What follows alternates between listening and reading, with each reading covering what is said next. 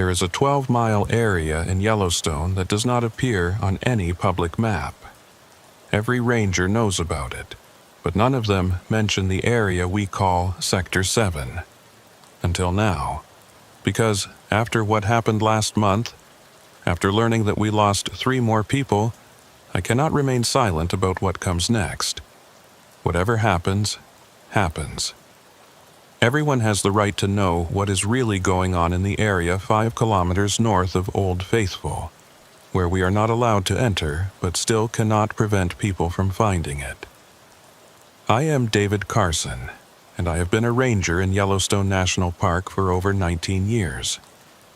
What I have seen and experienced during this time is beyond description. I have rescued tourists from hot springs, saved travelers from the wilderness, and witnessed every kind of courage and foolishness that the cruelty of the wild brings out in people. But none of this, including my training and experience, prepared me for Sector 7. Before I tell you what happened last month and what finally broke my silence, I want you to understand one thing very clearly. If you're watching this while planning a trip to Yellowstone, if you're an adventurer seeking the purest, most untouched wilderness, you should be cautious. What I'm about to say could save your life. Before continuing, if you subscribe and like the video, you will be contributing greatly to the continuation of new stories to come. Yellowstone is not just an ordinary park. It is also a supervolcano, a thin spot on the Earth's crust with rules that are out of the ordinary. It is 2 million acres of wilderness standing on top of a magma chamber that could end civilization if it ever erupts. Tourists come here for Old Faithful, bison, wolves, the unique beauty of the wild, and the grand prismatic spring, thinking they'll get great Instagram photos, which I think is complete nonsense. While visiting this place, one of the unique wild nature and wonderful landscapes that the Creator has given us, instead of enjoying the moment and having an unforgettable experience, they are constantly on their phones trying to take photos that will get the most likes. For example, they don't know that geothermal activity does things that cannot be explained by traditional geology or the areas we surround. I learned about the 7th District shortly after starting as a ranger in 2005.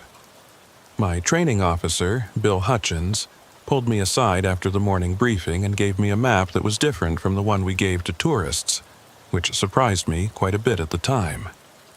On this map, there was a circular area marked in red, approximately 3 miles northwest of Old Faithful, which was shown as uninterrupted wilderness on public maps. "This is Sector 7, Bill said, his voice low even though we were alone in his office. "You don't go there. You don't send anyone there. If someone reports seeing something strange in that area, you log it in the Green Journal, not the regular incident reports. And if someone goes missing there..." He paused, looking older than his 58 years. "You wait 72 hours before searching. That's protocol. Wait 72 hours. But regulation says we initiate search and rescue within..." "I know what regulation says," Bill cut me off. "This isn't about regulation.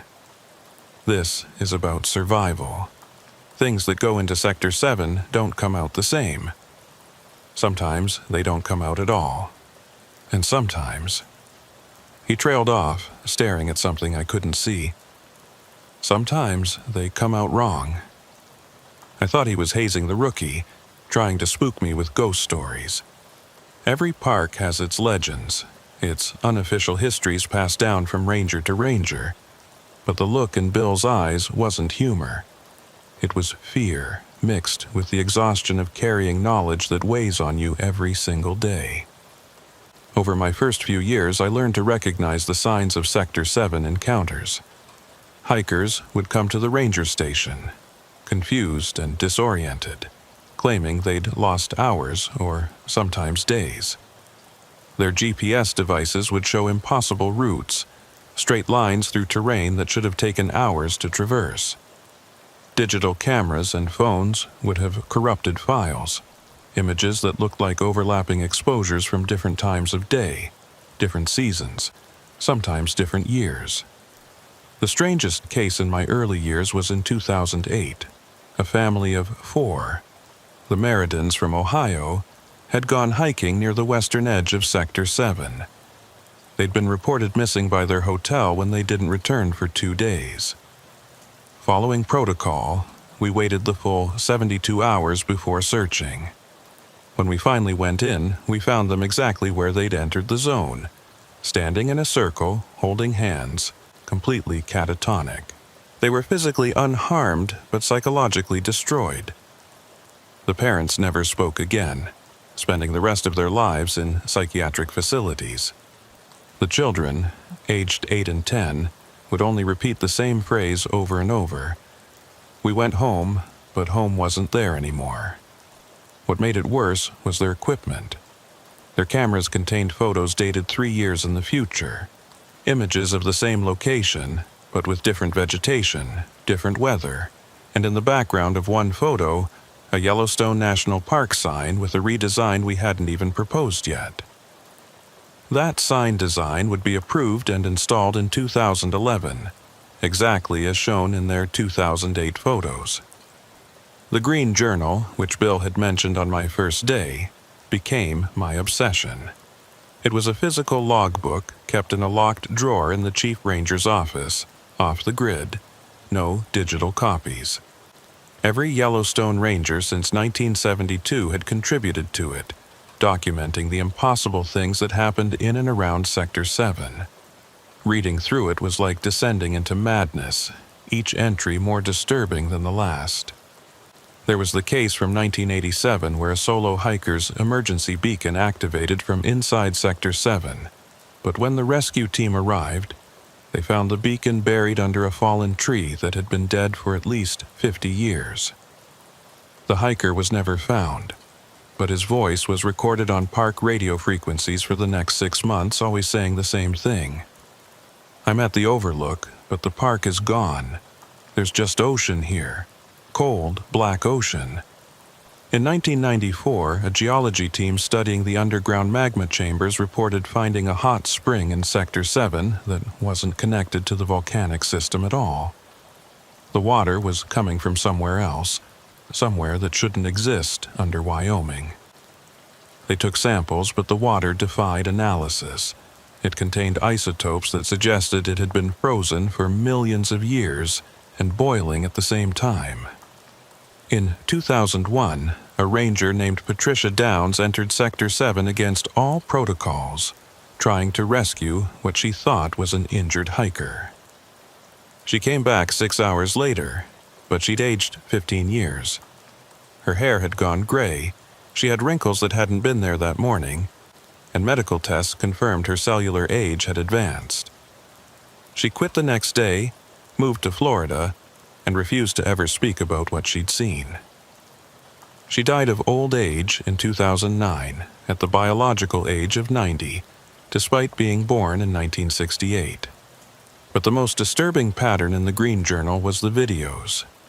Starting in 2010, when smartphones became ubiquitous, we began receiving video messages from missing hikers who'd entered Sector 7. The videos would appear on their social media accounts, uploaded somehow despite there being no cell service in that area. The timestamps were always wrong, sometimes days before the hikers had gone missing, sometimes years after. The videos all showed the same thing, the missing hikers, very much alive, in what looked like Yellowstone but different. The geology was wrong, mountains in the wrong places, geysers where there shouldn't be any. And in every video, the hikers would say they were fine, they were safe. They'd found the most beautiful part of the park. They'd beg their families to come find them, giving specific coordinates that, when checked, led right to the heart of Sector 7. I became the unofficial expert on Sector 7, the ranger others came to when they encountered something they couldn't explain. I learned to recognize the signs, the way electromagnetic fields fluctuated at the boundary, the slight change in air pressure that made your ears pop, the smell of ozone mixed with something organic and wrong. I learned that certain times were worse than others, dawn and dusk during the full moon, and especially during the summer solstice and winter equinox. For 19 years, I managed to keep people away from Sector 7, to maintain the secret, to uphold the protocols that kept the horror contained. But last month, everything changed. It started with a group of university students from Montana State, studying the park's thermal features for their graduate thesis. Dr. Jennifer Huang and her 3 students had permits to study backcountry hot springs, and somehow, I still don't know how, they'd identified an anomaly in the thermal imaging right in the middle of Sector 7.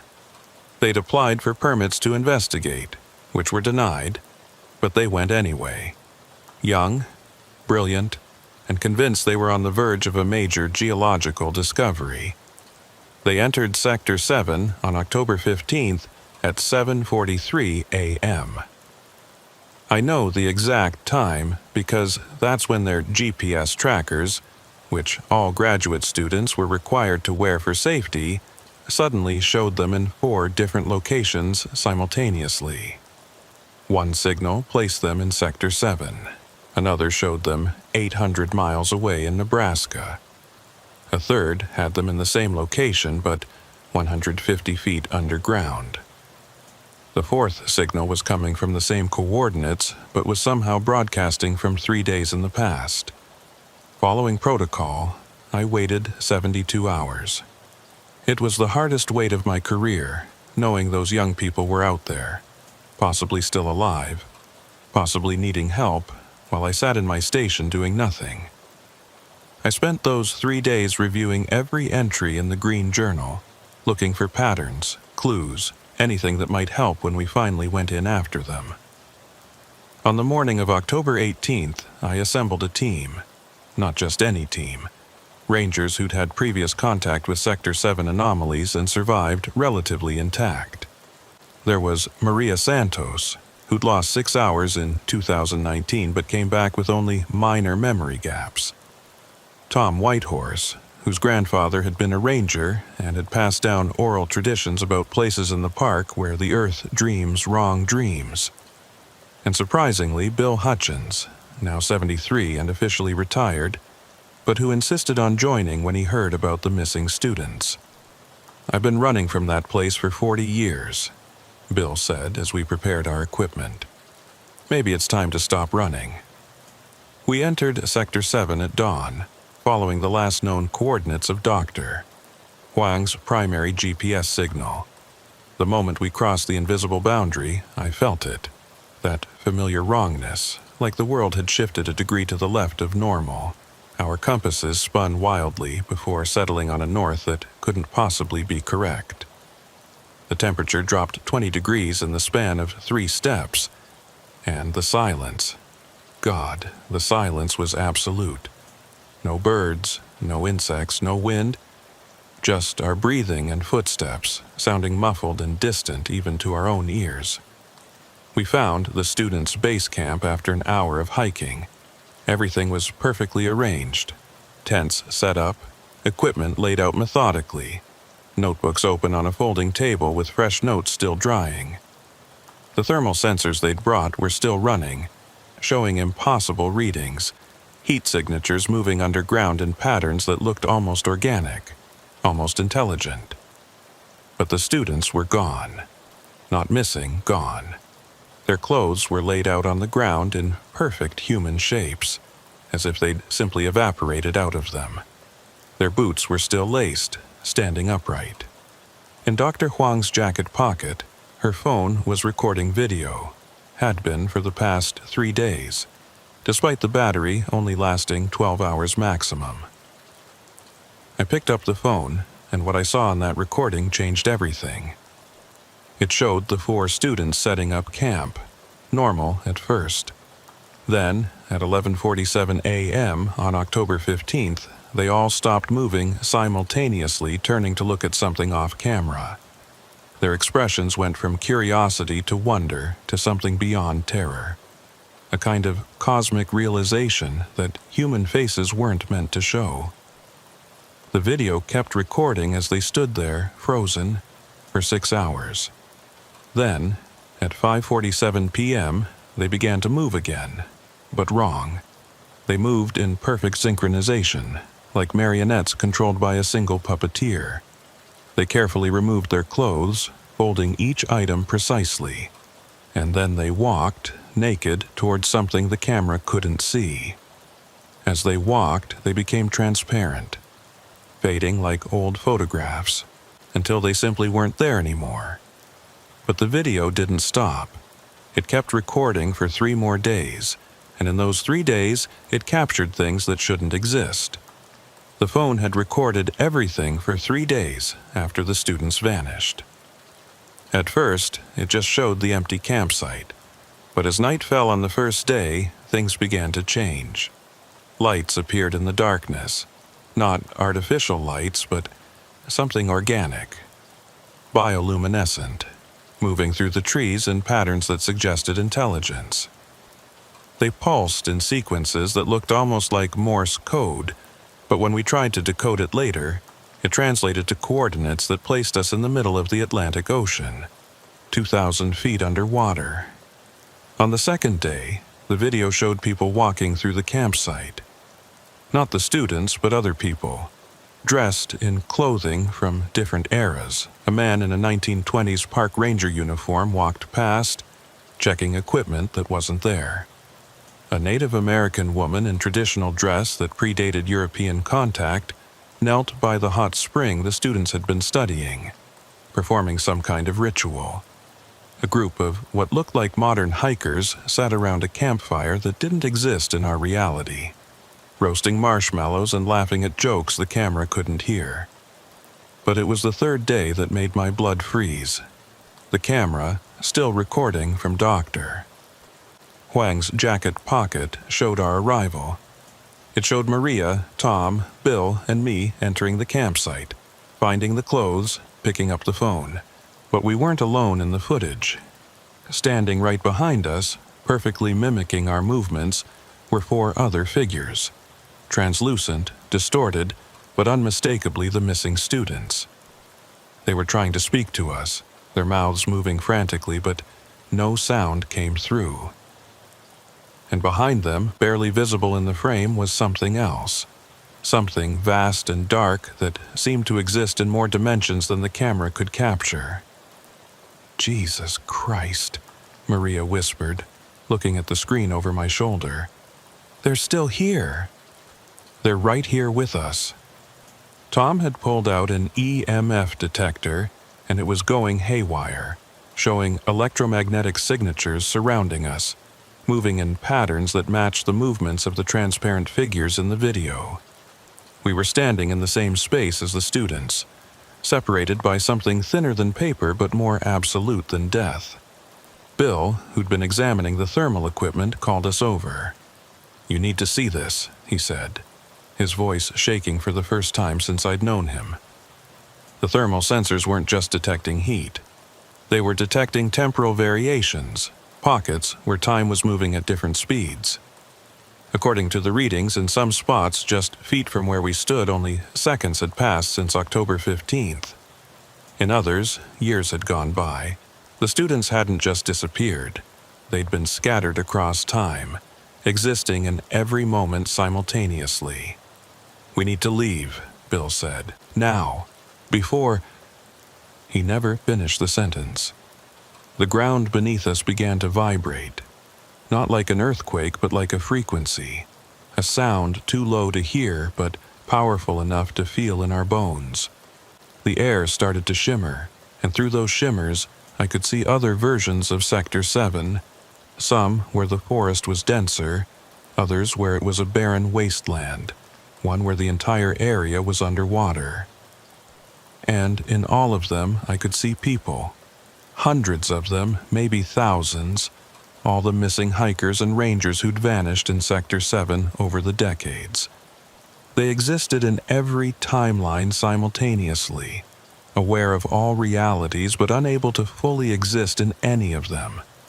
They were trying to warn us, trying to communicate, but their messages came through as overlapping noise, a cacophony of decades of desperate attempts to bridge the gap between their existence and ours. Maria grabbed my arm. "David, look at your hands." I looked down and nearly screamed. My hands were flickering, solid one moment, translucent the next. I could see through them to the ground below, but I could also see other versions of them, older, younger, scarred, pristine. I was beginning to scatter across timelines, just like the students. "The protocol!" Tom shouted. "Remember the protocol!" The protocol. Something I'd read in the Green Journal but never believed would work. A desperate measure developed by a ranger in 1989 who'd managed to escape Sector 7 after being partially scattered. It required an anchor, something from outside Sector 7 that could pull you back to a single timeline. I reached for my radio, tuning it to the emergency frequency that connected to the ranger station outside Sector 7. The static that came through was unlike anything I'd heard. Voices from past and future overlapping, emergency calls from incidents that hadn't happened yet, responses to disasters from years ago. But underneath it all, I heard a familiar voice. "David? David, is that you?" It was Susan Martinez working dispatch at the main station. Her voice was the anchor I needed, a fixed point in normal time. "Susan, keep talking," I managed to say, watching my hand solidify slightly as I focused on her voice. "Just keep talking. About anything. About normal things." She must have heard the desperation in my voice because she started rambling about her day. The tourist who'd tried to pet a bison, the coffee maker breaking in the break room, her daughter's school play next week.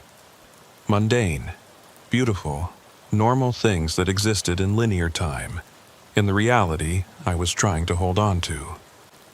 Using Susan's voice as an anchor, we began to move toward the boundary of Sector 7. Every step was agony, fighting against the pull of scattered time. Bill collapsed twice, aging and de-aging rapidly before Tom and I managed to pull him forward. Maria's hair went white, then black, then fell out entirely before regrowing in seconds. The forest around us kept shifting, sometimes dense and primordial, sometimes a charred wasteland, sometimes not there at all, replaced by geothermal features that shouldn't exist. And through it all, the missing students followed us. Not physically, but as impressions in the air, distortions in the light that showed their faces twisted in permanent screams. They were trying to use us as anchors, trying to pull themselves back into linear time, but they'd been scattered too long. The best they could do was create videos, sending messages through quantum fluctuations that somehow uploaded to social media, cries for help from across fractured time. We made it to the boundary of Sector 7 just as the sun was setting, that liminal time when the barriers were weakest. As we crossed back into normal space-time, I felt something tear inside me, like part of my consciousness had been left behind, scattered across all those other timelines. I've never been whole since that day. Sometimes I catch glimpses of other times. I'll see a building that won't be constructed for 10 years, or remember conversations that haven't happened yet. But we survived. Physically, at least. The aftermath was chaos. The university wanted their students back. The families demanded answers. The Park Service wanted everything contained, classified, forgotten. But you can't classify videos that are already spreading across social media, uploaded by accounts that belong to people who technically no longer existed in our timeline. The videos kept coming. Dr. Huang's account posted a video dated November 2024, 13 months in the future from when she disappeared. In it, she stood in what looked like Sector 7 but transformed. The hot springs were massive, the trees were crystalline, and in the sky, Yellowstone's supervolcano was erupting in slow motion, frozen mid-explosion. She looked directly at the camera and said, "We found it." The source. The place where all times meet. It's not a location, it's an event, happening always and never. The volcano isn't going to erupt. It already has, will have, is erupting, in every timeline except ours. Sector 7 is the cork, the seal. If it fully opens, all timelines collapse into one. Her student, Michael Park, posted a video from 1987 somehow. He was younger than he should be, wearing clothes that didn't exist yet, standing next to a geyser that had been dormant since 1959. Time isn't linear here, he said to the camera. It's circular. Every moment exists simultaneously. We're not lost, we're everywhere. We're in every photo you've ever taken in Yellowstone, just outside the frame. We're in every timeline, trying to prevent them from converging. But we're failing. The boundaries are weakening. The Park Service tried damage control. They claimed the videos were elaborate hoaxes, deep fakes created by attention seekers. They increased security around Sector 7, installed motion sensors and cameras. But the cameras showed more than they bargained for. Every full moon, they recorded thousands of figures standing at the boundary of Sector 7, all the missing people from across time, standing silent vigil, keeping something contained through their mere presence. Bill Hutchins quit after our expedition. He moved to Florida, as far from Yellowstone as he could get within the continental U.S., but distance didn't matter. He called me last week, his voice shaking. "I can see it, David," he said. "Sector 7, it's here too. It's everywhere, just hidden. Every place where time wears thin. I walked past a drainage pond near my condo, and I saw them. The students still trying to get home. They exist in every reflection, every shadow, every moment between moments." Maria transferred to a desk job, but she couldn't escape either. She started experiencing temporal shifts, arriving at work before she'd left home, answering emails that wouldn't be sent for days. The Park Service quietly retired her on full disability, another casualty of Sector 7 that would never appear in official records. Tom Whitehorse went back to his reservation in Montana. His grandfather performed a ceremony, something ancient that predated European contact, trying to seal the fractures in Tom's timeline. It helped, somewhat. Tom can mostly stay in the present now, though he still sometimes speaks to people who died years ago or haven't been born yet. As for me, I stayed. Someone has to. Someone has to monitor Sector 7, keep people out, maintain the boundary between linear time and the chaos that exists in that 12-square-mile zone. I update the Green Journal daily, documenting the increasing incidents, the strengthening signals from scattered time, because it's getting worse. Climate change is affecting the park in unexpected ways. The increased geothermal activity is weakening the barriers between timelines. The underground magma chambers that feed Yellowstone's features also feed Sector 7, but not with heat. They feed it with possibility, with quantum uncertainty. With the raw stuff of reality before it crystallizes into a single timeline. Last month's incident with the students wasn't unique. It was part of an acceleration. In the past year alone, we've had 17 confirmed scatterings, people dispersed across time within Sector 7.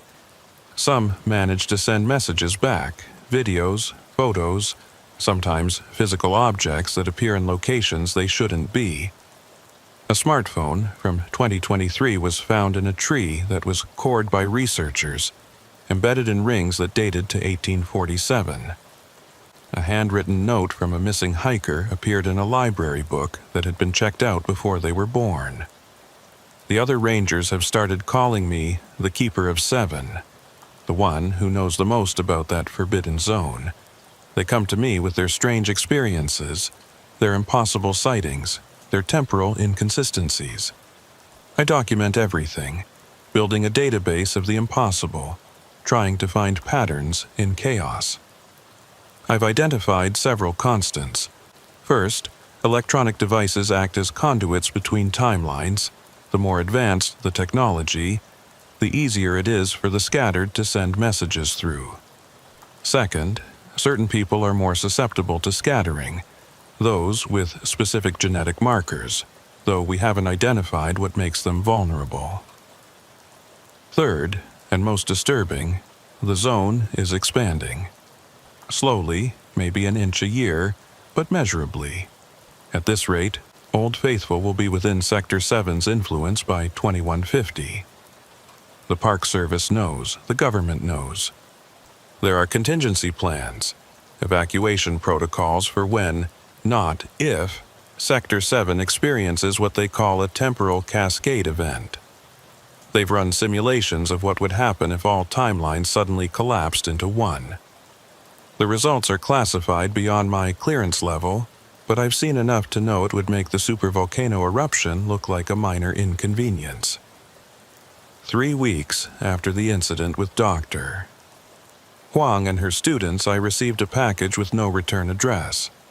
Inside was a thumb drive and a note in handwriting I recognized but couldn't place. You're not alone. Sector 7 is not unique.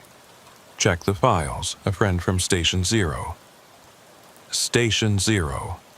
I'd seen that reference once in the Green Journal, a single entry from 1981 that mentioned coordinating with Station 0 protocols, but gave no details.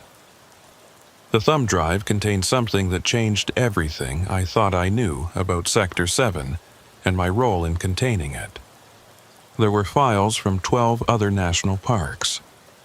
Denali had their boundary zones. The Grand Canyon had echo sites.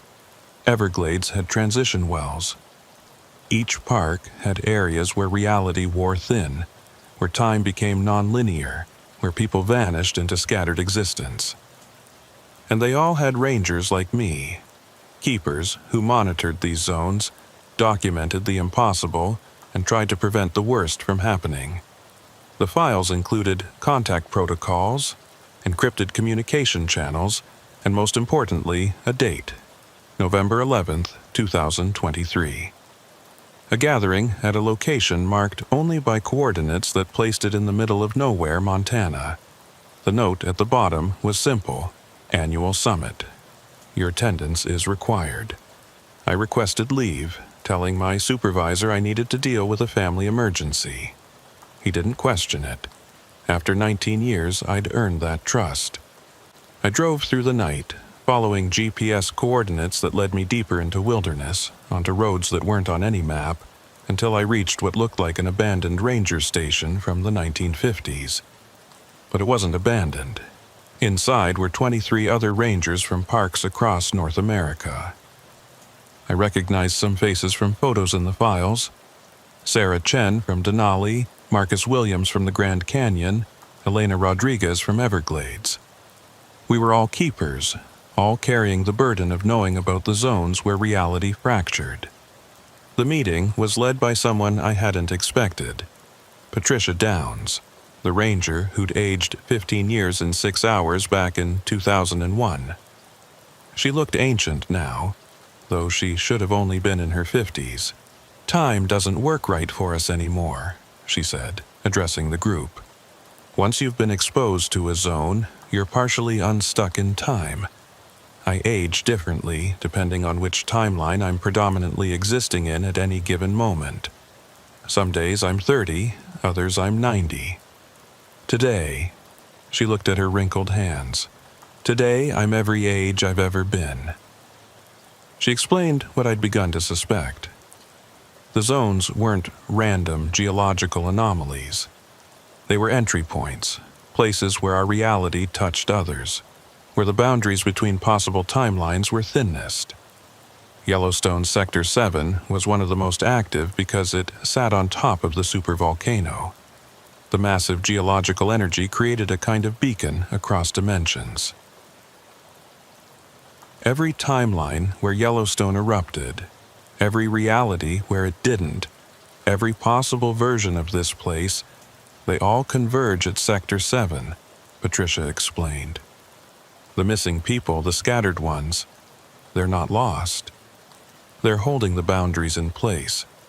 Their consciousness, spread across multiple timelines, acts as a kind of net, preventing the realities from fully merging. Marcus from the Grand Canyon raised his hand. So, we're essentially feeding people to these zones to prevent... What exactly? To prevent all timelines from collapsing into one, Patricia said. Imagine every possible version of history happening simultaneously. Every war that was won and lost. Every person who lived and died. Every natural disaster that did and didn't occur. All existing in the same space at the same time. Reality couldn't handle the paradoxes. It would simply cease. The room was silent as we absorbed this.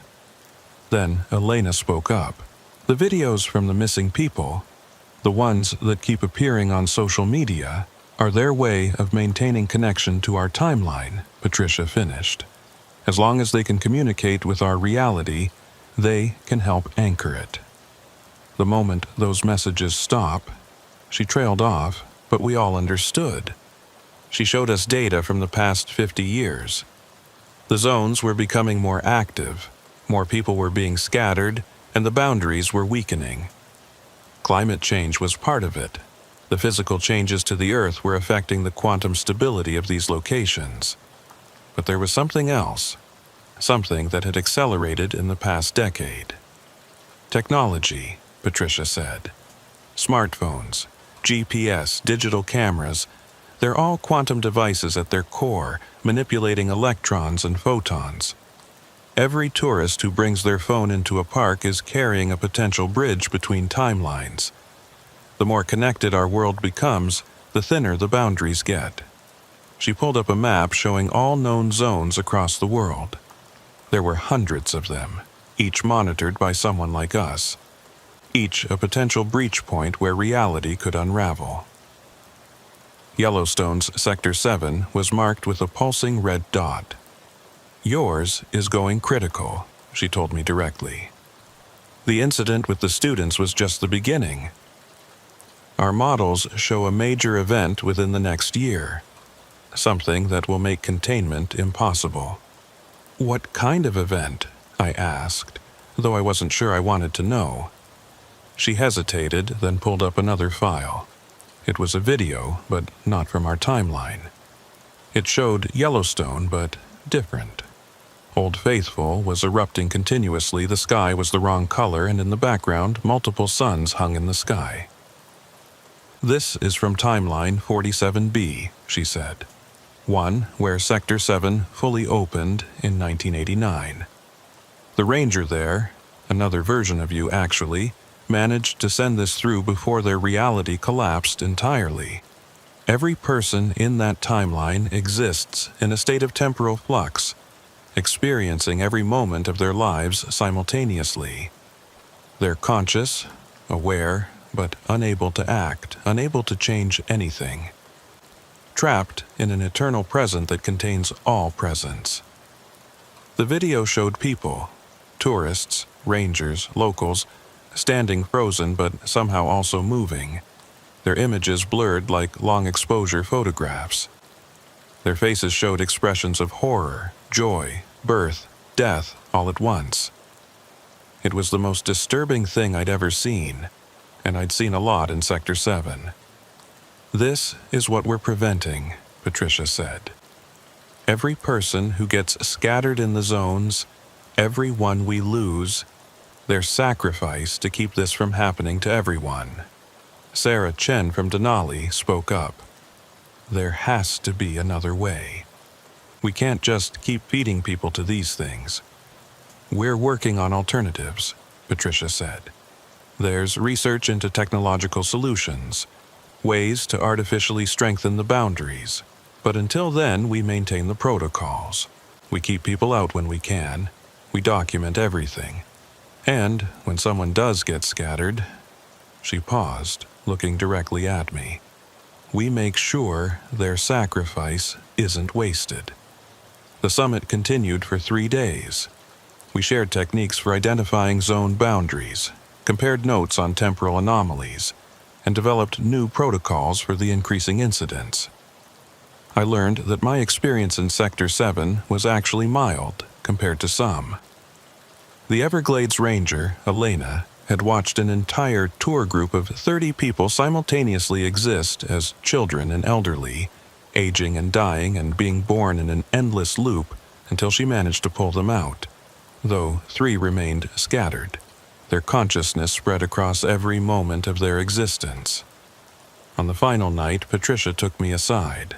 "There's something else you need to know about Sector 7, she said. "Something not in the official files." She handed me a photograph, old, from maybe the 1960s. It showed a group of rangers standing at what I recognized as the boundary of Sector 7. One of them looked exactly like me. That's your grandfather," she said. "He was the first keeper of 7. It's why you're resistant to the scattering, why you can enter and leave while maintaining temporal cohesion. It's genetic. Your family has been connected to that place for generations." I stared at the photo. I'd never known my grandfather. He'd died before I was born. My father had said he was a ranger but never mentioned Yellowstone. "There's a theory," Patricia continued, "that the zones choose their keepers, that they identify bloodlines that can withstand the temporal stress and ensure those family members end up as rangers. You didn't choose this job, David. It chose you. Sector 7 chose you before you were born." I drove back to Yellowstone with my head spinning. Everything I thought I knew about my life, my career, my purpose, it had all been predetermined by a fracture in reality that my grandfather had discovered decades ago. When I returned to the park, things had gotten worse. In my absence, 2 more hikers had entered Sector 7 despite the increased security.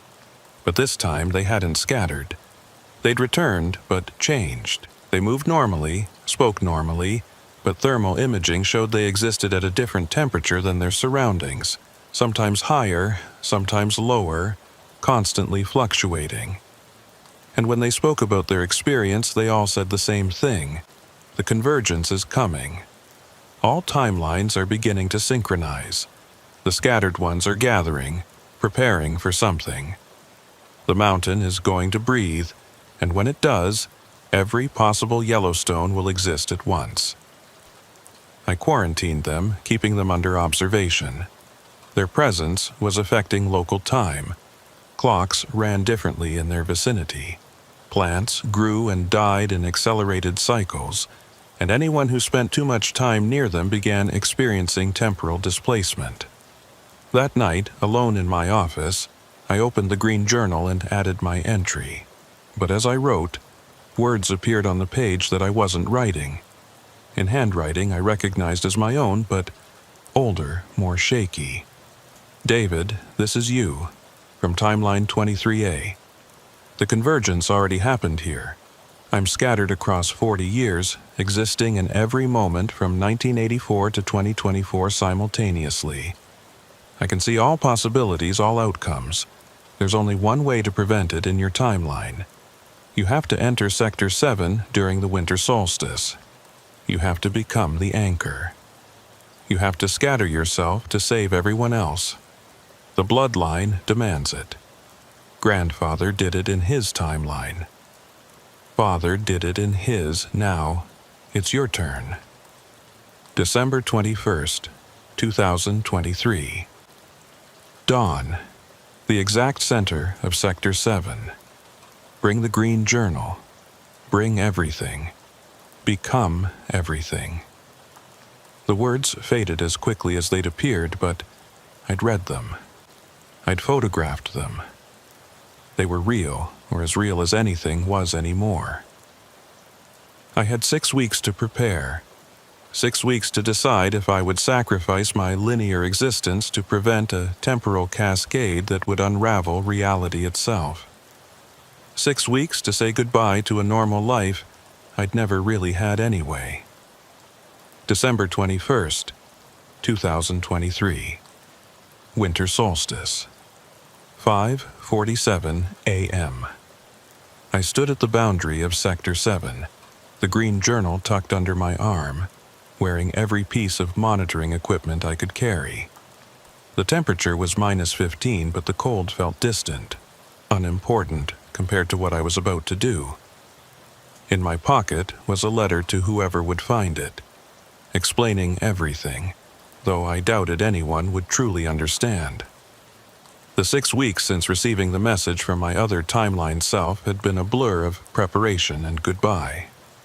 I'd trained my replacement, a young ranger named Jessica Winters, who had the same unconscious awareness of temporal anomalies that marked potential keepers. I'd digitized every entry in the Green Journal, uploading it to secure servers and sending copies to every keeper I'd met at the summit. If I failed, if I scattered without anchoring the timelines, at least the knowledge would survive. I'd also done something the protocols forbade. I'd told someone the truth. My sister, living in Seattle, thinking her park ranger brother had a nice, safe job watching tourists and wildlife.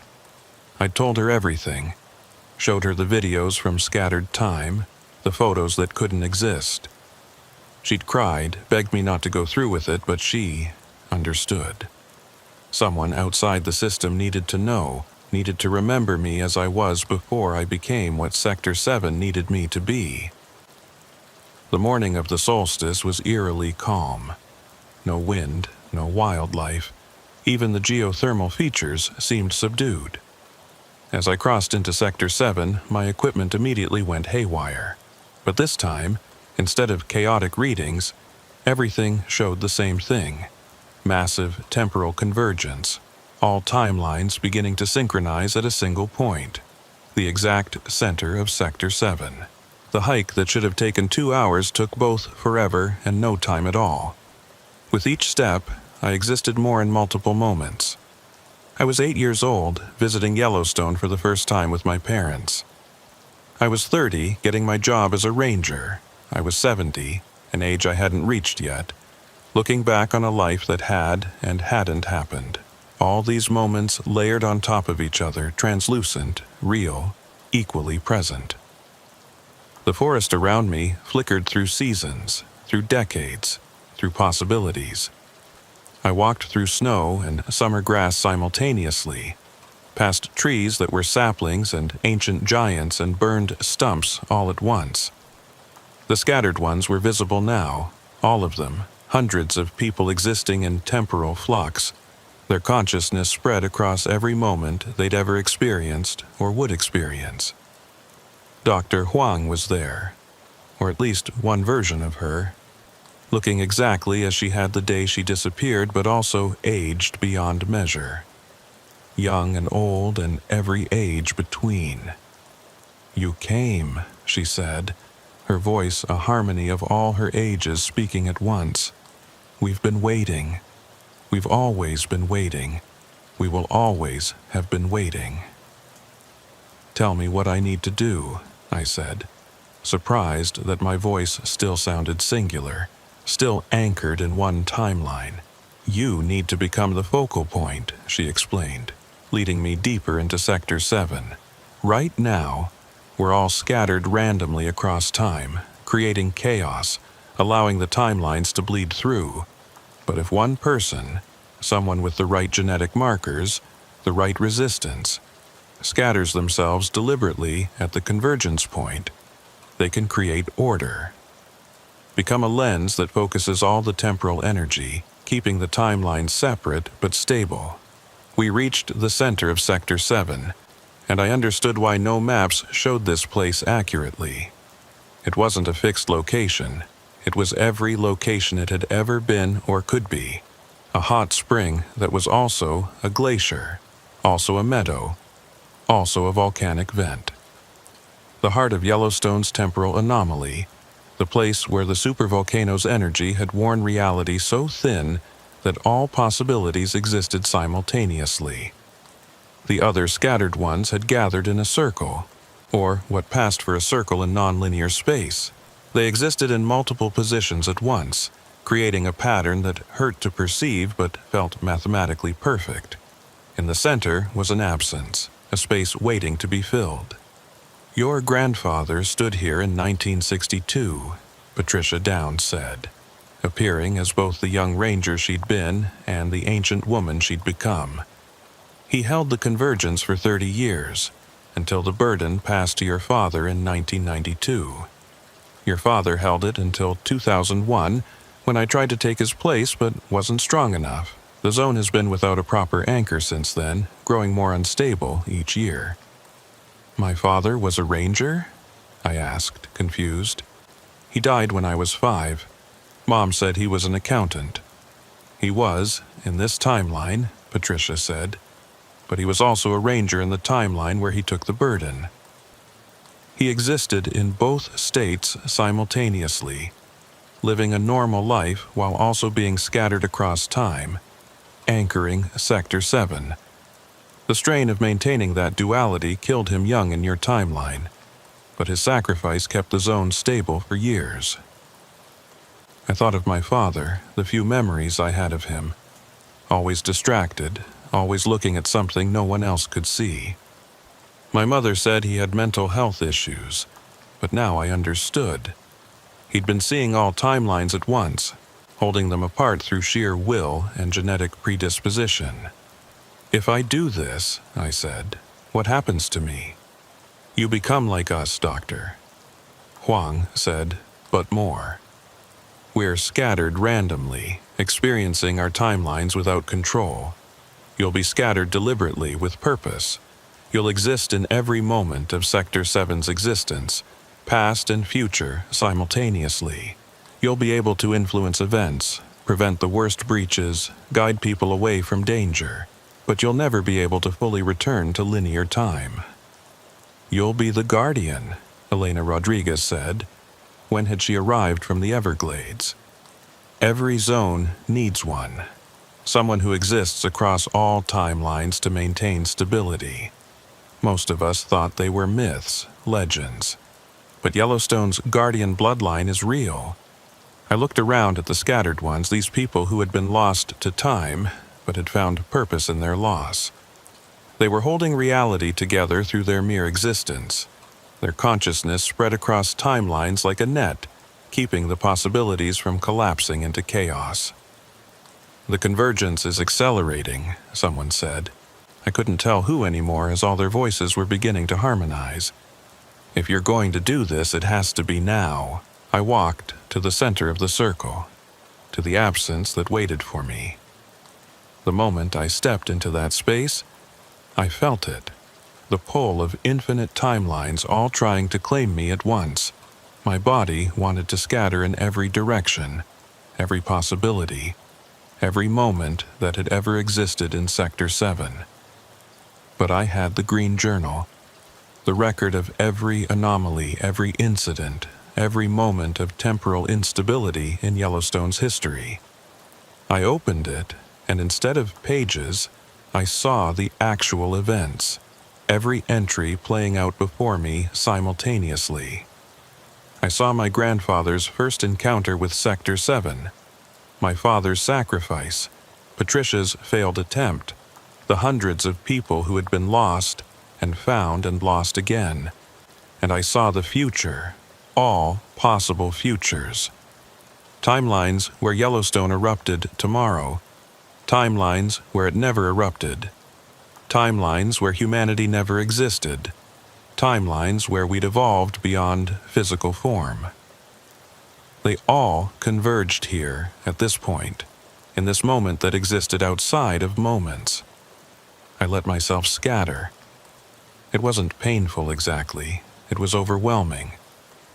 Imagine experiencing every second of your life simultaneously, every breath, every heartbeat, every thought occurring at once. Then expand that to include every second you might have lived, every choice you didn't make, every path you didn't take. Then expand it further to include every moment of everyone who had ever entered Sector 7, their experiences becoming part of your consciousness. I was David Carson, Park Ranger, age 42. I was also David Carson, the child who had never been born because his parents never met. I was David Carson, the accountant, following in his father's false footsteps. I was David Carson, the Scattered Guardian, existing across all timelines to keep them from collapsing. The other scattered ones helped, their consciousness guiding mine, teaching me how to exist in multiple states without losing cohesion. Dr. Huang showed me how to use academic focus to catalog the timelines. Her students demonstrated how to maintain identity across temporal flux. Patricia taught me the techniques she'd learned in her brief time as guardian, and gradually I found my center. Not a physical center, but a conceptual one. The purpose that kept me coherent across all timelines. I was the keeper of 7, the guardian of the convergence point, the one who ensured that all possible Yellowstones could exist without destroying each other. The moment I achieved that stability, the chaos stopped. The equipment the Rangers were monitoring outside Sector 7 suddenly showed normal readings. The temporal fluctuations ceased. The scattered ones were still scattered, but organized now, each existing in their assigned timelines rather than randomly flickering between possibilities. But I could still communicate. Through electronics, through quantum fluctuations, through the videos that appeared on social media from accounts that shouldn't exist. I posted my first message 3 days after the convergence, though from my perspective it was simultaneously 3 seconds and 3 centuries. This is David Carson, former ranger at Yellowstone National Park.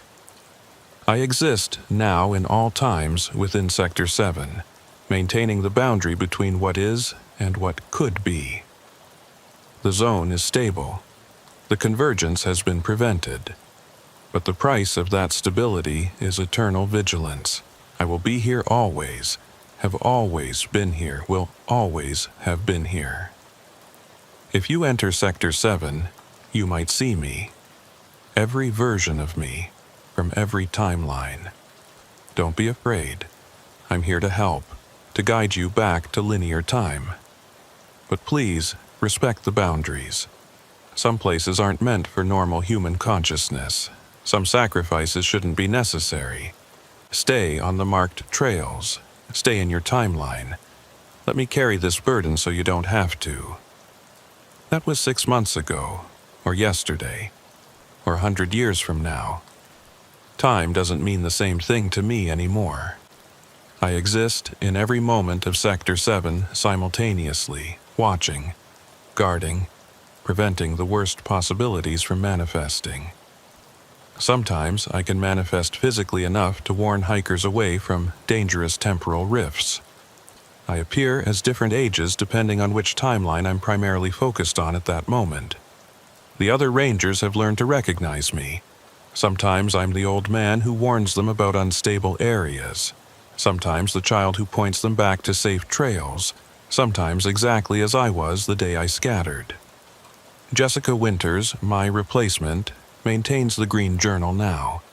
She documents my appearances, the messages I send through fractured time, the warnings I whisper through electronic interference. She's good at the job, has the right instincts. Maybe someday she'll have a child who will inherit the burden, though I hope by then we'll have found a better solution.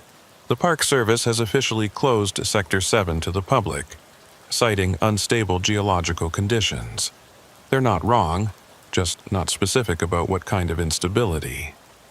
The area is ringed with sensors, cameras, and warning signs. But people still find their way in. The curious, the desperate, the ones who've heard the stories and don't believe them or believe them too much. When they enter, I'm there. All of me, every version, every possibility. I guide them when I can, warn them when they'll listen, and when they won't. I try to minimize the damage. Sometimes they scatter, despite my efforts, joining our eternal vigil. Each new, scattered consciousness makes the network stronger, but also more complex, more difficult to maintain. Dr. Huang and her students still send their videos, their messages from across time. They've become quite good at it, learning to manipulate their scattered existence to communicate important information. They've prevented 3 major temporal breaches in the past month alone. identifying weak points in the timeline and reinforcing them with their consciousness. The other parks check in regularly through the quantum communication network we've established. The Denali situation has stabilized since they found their own guardian bloodline. The Grand Canyon's echo sites are quieter now, though still dangerous. The Everglades transition wells remain active but manageable. But Yellowstone is special. The supervolcano makes it a nexus, a point where more timelines converge than anywhere else on Earth.